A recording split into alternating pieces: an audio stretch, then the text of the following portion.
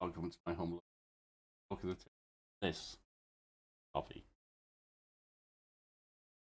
A morning show where we start the day together with a coffee and a narrative tale. And this is Suzerain, the tale of Anton Raine's presidency of Sordland, which is quite a hectic time.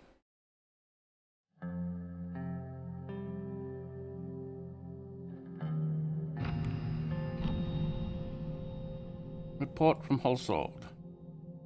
Vice President Vector reported that along with Lucien Gallard, the committee has started working on the written aspects of the package as per needs outlined previously. We will soon get the legal team involved to complete the writing process. The needed 150 signatures for the proposal have started to be collected within the USP. We have 2 items of news. Our sources informed us that the plan is underway by the government to start drafting of the reform package. Finally, we seem to have a president who pursues something significant in the early days of his term. President Raine is already proving that he is the right man for the job, as rumours circulate about successful talks about a future proposal in collaboration with important figures in the PFJP. This is a significant development that shows this administration is listening to the will of the Swordlish citizen. We hope that once the constitutional changes are approved, it will be the start of a new era for our country towards a bright future. Preparations underway for annual Benfey Festival. It's that time of year again. The largest cultural festival in the entire Sordland, Benfey Festival, has begun its preparation. This year's venue was picked to be the newly built Benfey High Arts Centre, with a total capacity of 8,000 people. For those who do not have tickets, can, as always, enjoy the events and the whole city. Especially after the recent events, we can't wait for 4 days of panels, theatre plays, exhibitions and music. The highway area. Dinner with business council members. This is not going to go well. We were in Lockhaven to work with the business council to assess weaknesses in the economy. Suzerain organised a dinner with the affluent economic figureheads of Sordland. When we arrived, the streets were bustling with activity, even though the atmosphere in the country was tense. Lockhaveners didn't seem to be very worried. Together with Walter Tusk, Edith Agnock, and Michael Avon and Simon Hall, we entered the renowned Hysteria restaurant by the coast. A blond man whose embroidered pocket read manager greeted us, waved his arms in excitement as he told us how pleased he was to have us in his establishment. Beaming with pride, he led us to a private room and got us seated at the large table, covered for the occasion with a maroon tablecloth. We were quickly served by a group of servers. Walter spoke. They started taking our orders. I recommend the Lockhaven salmon, President. You have to taste this local delicacy here, the best in Sordland.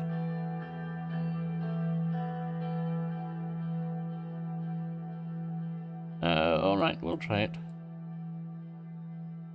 The servers took their notes about the second dish.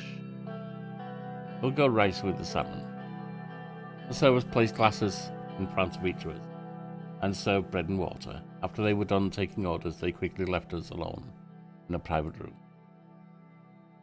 Mr. President, said Edith, I didn't have the possibility to thank you for coming today. Your presence means a great deal.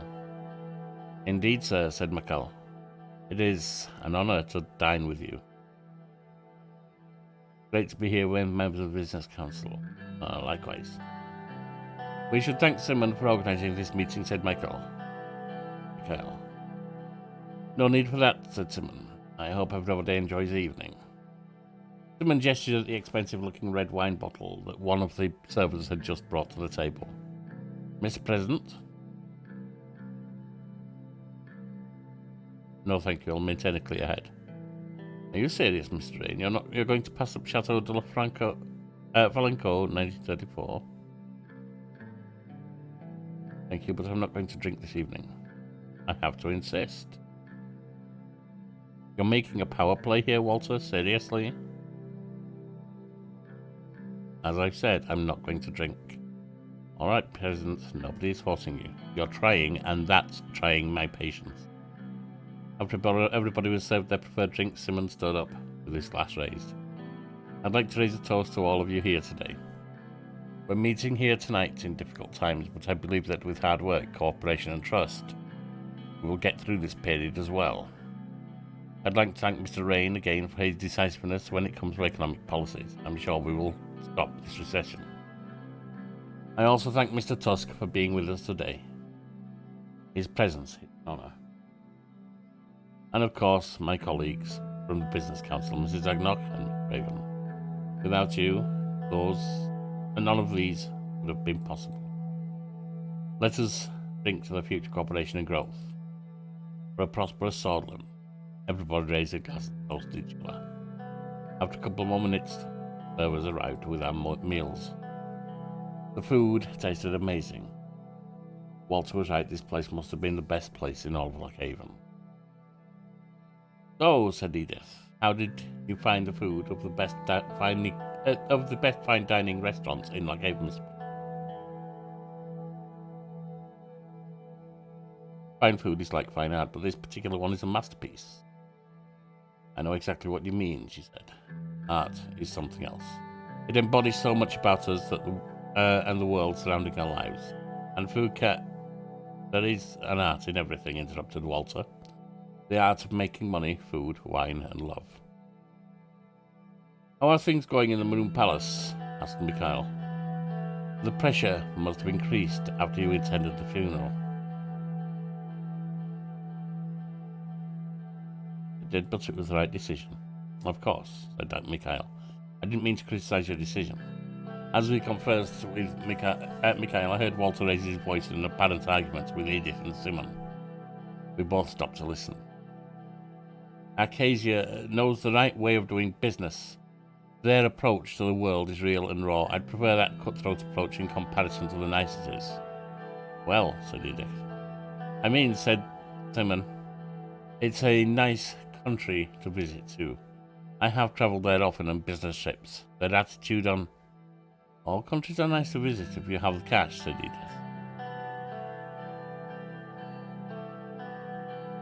And just remained silent and listened. Mikhail joined in. It certainly depends on what you are looking for. Cultural tourism doesn't require a fancy hotel. Last time I went somewhere for that sort of thing was at the university, said Walter. And even then we had our wild times thanks to Conrad's connected entourage. Also, Walter is taking us down that rabbit hole again, said Simon. By the way, said Mikhail, I saw that the construction of the highway has already started. I have my concerns about the company, but I hope they do a good job. I expect that the project will bring new investments for Magnolia. The mood is certainly becoming more positive. The relief package was also a great investment. It has already saved many businesses from declaring bankruptcy. I have to congratulate Mr. Rain for such major projects. No need for that, Mr. Raven. The state is just doing its job. Of course. Mr. Hall also deserves credit, of course, said Mikhail. Our great economy minister. Is there a joke coming, asked Suzerain. Why? Said Mikhail. I thought you said you had a great economy. Laughed. I've heard that you bought a new villa, Simon. Simon said, I don't comment on rumours, but I'll make an exception since we are among friends. It's true. Where is the property? It's a small seaside villa at the outskirts of Conriat. It's just a modest house with a swimming pool and a small golf course in the property. That's not modest. So you're becoming a neighbour to Marcel Caronti? Not really, his place is very remote, said Simon. Conriat has a way of pulling certain people in, it seems, said Walter. Edith, who was sitting to my left, gently put her hand over my arm for a few seconds. Come on, let's not talk about finance or politics for now. We came here to relax, she said. Turned to Walter and Simon. Isn't that right, gentlemen? They nodded at her and took a sip from their drinks. She slightly leaned towards me. So, Miss Rain, Why don't you tell us what's behind that strong character of yours? I've heard that you have had a difficult life in Dare. Is that right?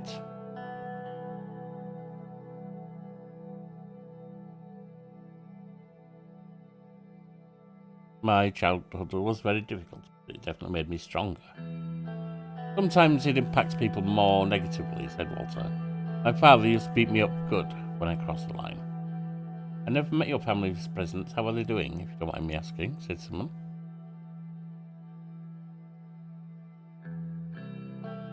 But we don't talk much to begin presents. It can happen, said Mikhail. Sometimes work can get in the way. Don't stress yourself over it. Family is everything, said Walter. My advice would be to make sure that Frank has a solid relationship with you. He is your future, after all.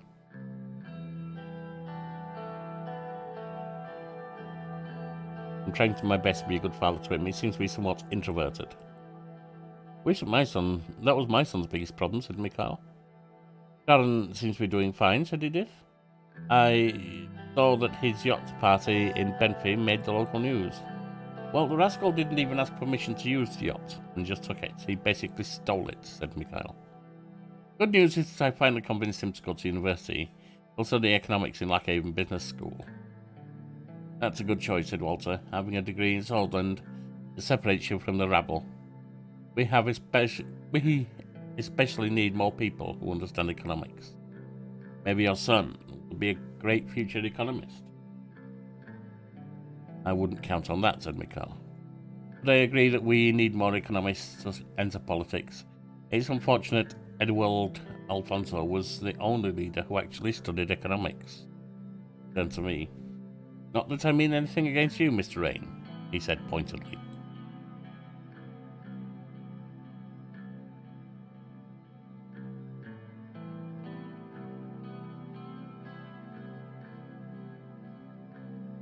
Look, what he calls studying doesn't get you to the finish line. True. But I think it was his ambition that brought him down. Too many big changes in a short time frame. A correction, said Walter. It wasn't his policies that destroyed him, it was the old guard. What do you mean? He threatened their economic power base over the country through a vast privatization plan. Then he moved him and backed you after. Walter, stop with the conspiracy theory, said Mikhail. I think we've had enough drinks. Everyone went quiet. After a long silence, followed by some chit-chat, Walter ordered a bottle of whiskey. That's one good-looking bottle. The waiters brought one of the finest occasion whiskies. It was time for a toast. Not going to drink. Fine. Let's just drink this up and leave. Simon stood up, seemed to have a slight issue with his balance. May the wheels of fortune always turn in our favour. A future of abundance awaits us. Here's to that. I think it's time we called it tonight. He stood up. Most of us were a little tipsy at this point. I want to thank you, Mr. President, for joining us, you and Simon, for putting this together. Thank you, Edith, for joining with a bunch. Thank you all for being here. It was great. Thank you. Thanks for being here. After beginning our farewells, we slowly walked out of the restaurant. The moon was shining bright as everyone except Walter left in their luxury cars. President, a moment, if you please. He called me inside the small VIP lounge. Follow him. Usually the Lothar spokesman doesn't directly comment on their administration, but I'd like to say a few things since this was a special evening. I'm all ears. Finally, a president that listens to the people. It won't be easy to pass the new constitution through the Assembly and the Supreme Court. We could help you get it through, if you in return help us with a few economic requests. Walter lit his cigar and took a few drags before continuing. Many in the group are disappointed in the economic direction that you took by promoting an inefficient land economy.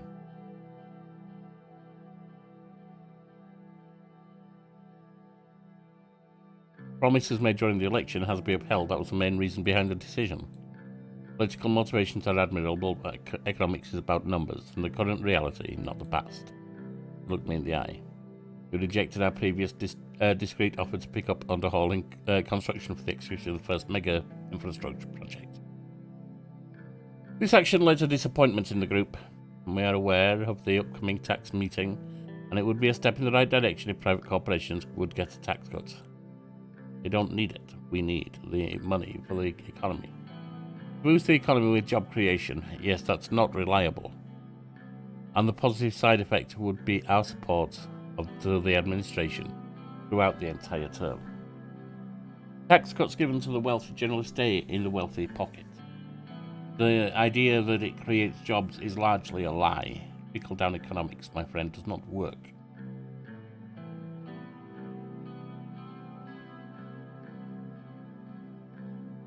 I will make tax decisions objectively. I can't promise you anything. Oh, let's not be hasty. The recession will end if Lothberg is on your side, President. Why can't we all just be friends? Walter! Ending the recession, no matter what, works for the Lothberg Group. Business does not do well in recession. I would advise you not trying to bribe me, rather getting to work.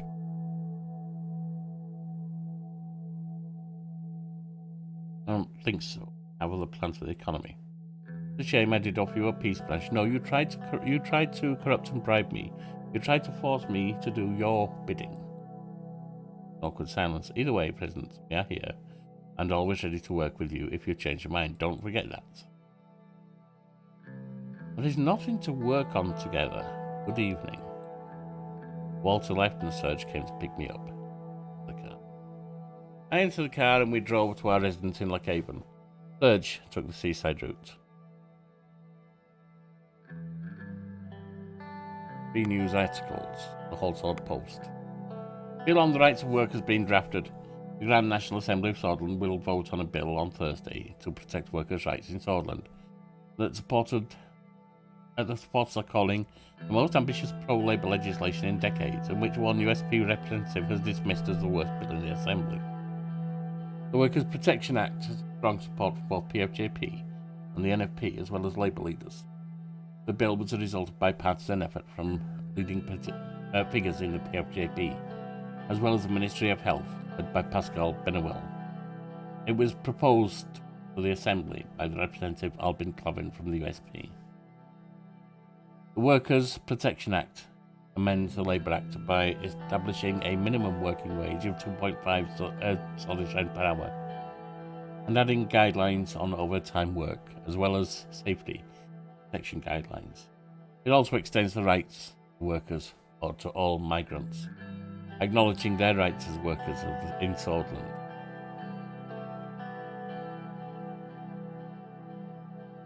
The bill also makes it illegal for corporations to force workers to do unpaid overtime work. Companies who fail to abide by the rules established by the bill will be heavily fined by the government and may be forced to face legal action. Some estimates suggest the costs of the first firms would increase by 50% if they have to treat workers according to laws. Despite the bill coming from the governing USP, it faces a huge opposition inside the party. However, with support of the PFJP and NFP, the bill has a high chance of passing the Assembly. President meets with Business Council. Our sources have reported that yesterday President Rain had a meeting with Business Council behind closed doors in Lockhaven, which later continued with a dinner in a 5-star Estadia restaurant with leading figures from the council. The agenda of the meeting was not disclosed, and the contents of the meeting remain a secret. But it can be expected that President Rain has discussed the future economic plans of his administration, as well as listening to the concerns of leading industry figures. The outcome of the meeting will hopefully arrive quickly, with positive developments, more transparency compared to Mobile mine disaster, 112 dead. Disaster hit Mobile last night. One of the main support shafts in Mobile coal mine collapsed, trapping many coal miners inside. Collapsing structures also started an underground fire, turning the sky black with ash and sorrow in Mobile today. As reported by the government, the current death toll sits at 112 dead, with many other miners still trapped inside. Rescue operations are continuing without any sleep. Investigators have told us that this might have happened due to the neglect of Nedam mining. Families of miners and people of Mobile showed up in protest at the site of the disaster. Coincidentally, the Workers' Right Bill was being drafted in the Assembly for the past few months. Comes too late. The Knight of Sordland are now turn to present reign to see his decision.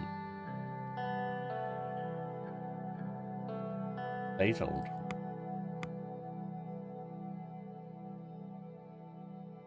We have a report here from Avery. Car bomb. So much for peaceful. A car parked in Agnor's Sordish-dominated neighbourhood in the outskirts of Ivory exploded. Avery police reported that there were no casualties or injuries. The initial investigation found that the car was rigged with a timed bomb. No perpetrators have been found connected to the incident so far. Further investigations are ongoing, and details have not yet been shared with them. Not good. Ribble. Rule poisoning connected with Bloodish woman. Wilma Isser, who was working in the school kitchen, was apprehended with connections to last week's cafeteria poisoning in Ribble. The act was found to be political motivated. Perpetrators are connected to the banned Bloodish Freedom Party. Isser is suspected to have been an active member of the Bloodish Freedom Party front since the start of the year. He has been sentenced to 60 years in prison. Out of them, or is it just a rumour? Right. Budget allocation of the government of Sordland, White Room Palace.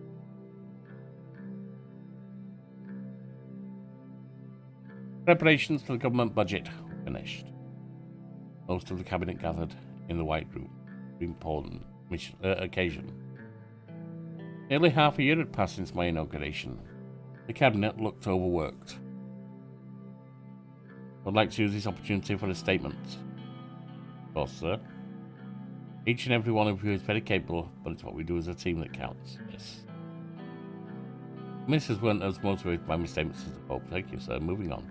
Sadly, Peter Vacton, Gus Manger, and David Risky won't be attending this meeting. They're working on the upcoming trade agreements with Welland and Magnolia. We'll all be with Lilies. Tiara gave a barely disguised eye roll. Did you just roll your eyes at me, young lady? Asked Lilius. If I did, it's because religion has no place in the government budget meetings, Tiara. Merely expressing my wishes for a successful trade deal. Freedom of expression must be protected at all costs, must it not, Miss Morgner? Actually, in this case, I agree with Ms. Valda, said Nia. Tiara flashed an appreciative smile. According to Sordland's laws regarding the separation of church and state, broke off if she knows that Simon, Lucian, and Yosef were looking at the three female ministers in stony silence. Ladies, let's leave the extraneous chit-chat for afternoon tea. Gentlemen, not to put too fine a point on it, we are quite capable of having extraneous chat of our own.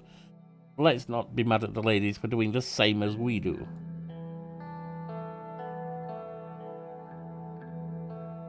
Let's let it pass. Someone started loudly shuffling some documents around. All eyes turned to the Minister of Economy. Let's begin, Mr. Hall. Gladly, said Simon. Today is a big day. We must prioritise our spending wisely in order to achieve the goals we set as a government. While maintaining your political support, if I may add, promises were made during the election. There are three options regarding the budgeting for the four main branches of the government. It's whether we increase, maintain, or decrease the funding. Increasing will result in improvement for the branch, which will unlock new policy options. Maintaining will keep the funding, resulting in no visible change. Decreasing causes a loss of efficiency for that branch. Is it possible to maintain as much state control as possible? In the Health and Education Department, yes. However, I am not sure if that would be efficient. Our universal healthcare system, said Sierra, must be protected and not be tainted by private greed or interest. We need to be considerate when making such grand choices, said Pascal, but to have a ripple effect. We have to be careful as to what we fund so that we have resources remaining for another investment project, said.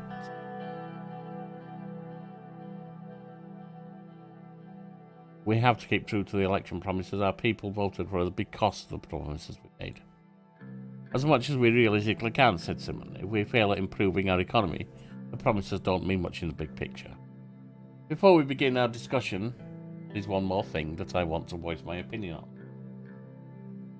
As we manage the government budget, we are obviously able to go into debt to invest in different branches.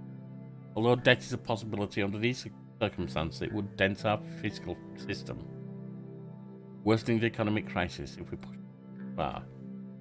A point from me as well to everyone before the discussion, said Lucian. Given the current state of the country, the economic situation is a political priority now, more than ever. This budget will also be applicable to our entire term, said Simon. It is very critical that we plan correctly. Let us begin then. Which branch should we discuss first? We've got healthcare, law, military, education. Talk about military. My plan is to maintain. It's time to hear the opinions of the military. What is there to hear about? I already voiced my opinions. Rumburg is coming, whether we like it or not. If not this year, the next. If not next year, the year after that. Mr. President, you and I have shared responsibility to protect this nation from its enemies, and I intend to do so until my last breath. I will say this with certainty. If Rumburg doesn't make a move against Sordland in 2 to 3 years, my name is not Joseph Glancier. Joseph was beginning to lose control of the volume of his voice. There can be no argument against increasing the budget of our army. Yes, there can. We don't have the money for it. When an enemy on our doorstep, waiting for us to make one wrong move.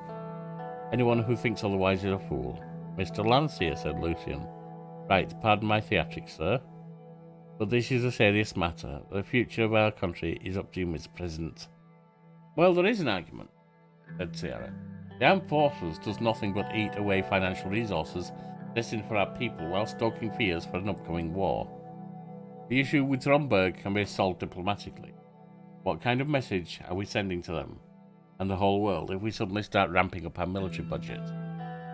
We are ready to defend ourselves, Ms. Walder, said Lilias. Exactly, said. There are more important avenues that our money can be better spent on. Talk about healthcare. Our healthcare system is vast and provides free services to most of our citizens. However, the quality of our health services is far worse in low-income and rural areas. Therefore, I think we should receive more funding from to address this disparity, said Pascal. I agree, said Sierra. Recently, I've begun investigation into healthcare in Nabal.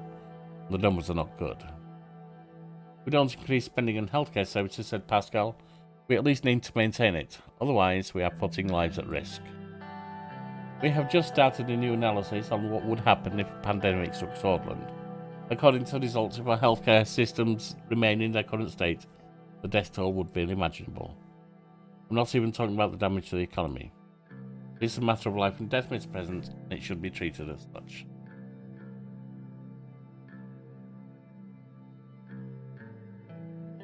That is indeed worrying. We should try to fix whatever we can as we go. Let's discuss law enforcement. I would like to have an increase in the funding of law enforcement to increase the size of the police force and raise salaries, said Lilias. We have so many internal threats to tackle, and I'm already stretching my units far too thin with the limited resources allocated to them. Nia cleared her throat. Law enforcement is certainly a high priority, she said. However, I feel tackling internal corruption is of far higher importance than increasing our police presence. Directing the funds to my department would solve the problem at its root. Corruption is still rampant. All the police in the world won't help us. We need a specialised anti-corruption police unit, which we could create if the funds were directed to me. I agree with Ms. Morgner, said Sierra. We should not reward a structure that is responsible for an ever-increasing number of human rights violations. Additionally, corruption is the reason our government is the reason of our government inefficiency. It needs to be tackled. The police are there to serve and protect the people of Sordland, Ms. Walder, said Lilias. That is exactly what we are doing.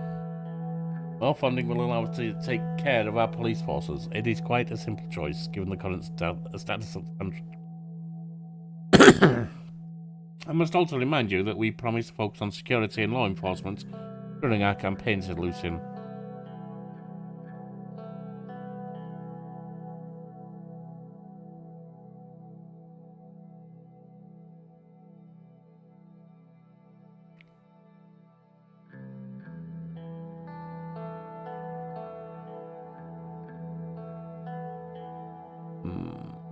We did promise that. We can't just go back on our promises. About education. Our education system is lacking, not only in funding but also in modern curricular principles. An outdated curriculum is wasting our youth. That is the reason why I advocate for two things: an increase of the budget to improve access to education in rural areas, and new education reform. To be honest, Sordland is lacking compared to Acacia and United Contana when it comes to education levels. Backbone of any country is people, and we need to protect our future. We need to ensure the new generation is well educated, their counterparts in more modern countries. Nonsense, Aurelius. Sordland is still here because of this very system that you insult. How can you insult a system that teaches our sons and daughters the principles of national identity and pride? We won't be compared with other countries. Sordland is Sordland. I agree with Lilius. Sordland is Sordland, says Joseph. Lilius is right. We'll pave our own path. We didn't get this far by imitating Acacia or United Cortana. Very good talking points from everyone. Well then, the time to make a decision on the budget has come, said Simon. Consider it with care, Mr. President. Simon placed a stack of papers on my table. Health. Health needs to be maintained. There's only one of these that we've promised. Education needs to be maintained. Law needs to be increased, especially with violence still in the system. Military needs to be maintained. The promises will be remembered and they will have consequences. I finished allocating the government budget to the satisfaction of some cabinet members and the dismay of others. They and I knew this would define a significant part of our term. Looks like we have a balanced budget with no deficits or surplus. Not bad at all. Agreed, said Lucian. Well then, let's start with law enforcement. Naya and Lilius were both smiling. Thank you for this decision, Mr. President. I knew you would see reason on this, considering our internal security threats are at an all-time high. I still disagree with Mill's graph, said Nia, on how the money ought to be spent. The increased funding is certainly a step in the right direction. Any statements on the matter, sir?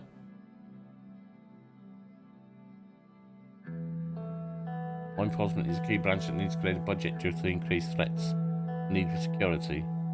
Such as the posted Ministry of the Interior and Justice forward. We will be able to achieve positive results in the coming year, I can assure you. We will tackle corruption and the backlog of cases head on. Let's hear the Ministry of Education. Tiara was eager to comment. Keeping the same budget will just result in the same problems, however I prevail this over a decrease. I'll try to reform the system with my own resources. Our future depends on our children. Education is the first step in the fight against ignorance. Your expertise and passion should enable you to make the necessary changes for improvement.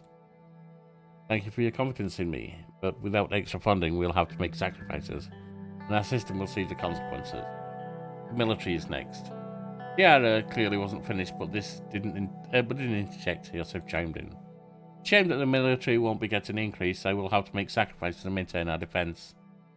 Lucian seemed as if he was about to say something. Looked down at his notepad when Yosef eyed him. With your talent and experience, you will overcome the issues our military faces. It'll be harder to do so, but I shall find ways. It is my duty. Joseph leaned back in his chair. Let's hear from Mr. Benewell. I can't say that maintaining the funding is negative, but I don't think our services will perform any better, said Pascal. Welfare must remain a priority of our term. There is no other way around it. Your opinions were noted, Pascal. Your task is to improve the care in the country, which will be very difficult to accomplish without an increase in funds. That covers all branches. Each minister will approach you with their respective policy requests and expectations over the next year. Thank you for your time and participation in this significant moment. The meeting is concluded. Thank you everyone, and appreciate your time and effort. The ministers bid their farewells, excitedly or dejected. The cabinet slowly dispersed out of the White Room. Budget for our term.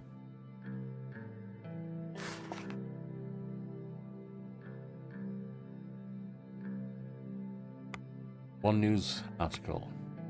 1954 Swedish government reset budget. After a marathon 18 hours of negotiations, the Swedish government budget for the current term has been finalised. The government envisages spending around 13 billion Swedish yen next year, almost 2 billion more this year. The 1954 budget sees first measures for more internal security being introduced. While the details of the allocation of the increased security funding is not yet clear, it is expected the Minister of the Interior and Minister of Justice will both benefit from the Minister of the Interior, Ms. Graf, has expressed her gratitude for the increase in law enforcement budget, saying this increase will help us bring and maintain loving way. And that's where we'll leave it for this episode. Join me next time to see where else we go as we continue